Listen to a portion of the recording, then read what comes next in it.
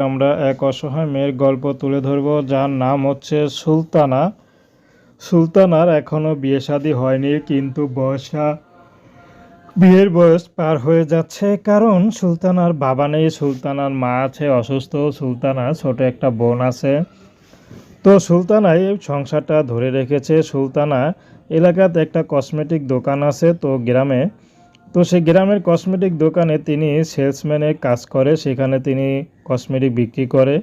কিন্তু অনেক ছোট দোকান, তো বেতনও কম, অনেক কম, মাসে 3-4 হাজার টাকা দেয়। তো সেটা দিয়ে সুলতানার কিছুই হয় না। তো সুলতানা কি করবে, আর কোনো কাজও পাচ্ছে না বা তেমন শিক্ষিতও না।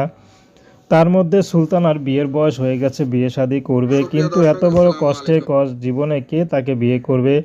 যারাই বিয়ে করতে আসে তারাই শুধু যৌতুক চায়। এজন্য সুলতানা এখন ইউটিউবে এসেছে ভালো একটা জীবনসঙ্গীর আশায়। যদি কোনো বিবাহিত কোনো বয়স্ক পুরুষও পায়, সুলতানা বিয়ে শাদী করতে রাজি আছে। সুলতানার ব্যক্তিগত কোনো পছন্দ নেই, সুলতানাকে যে আপন করে নিতে পারবে।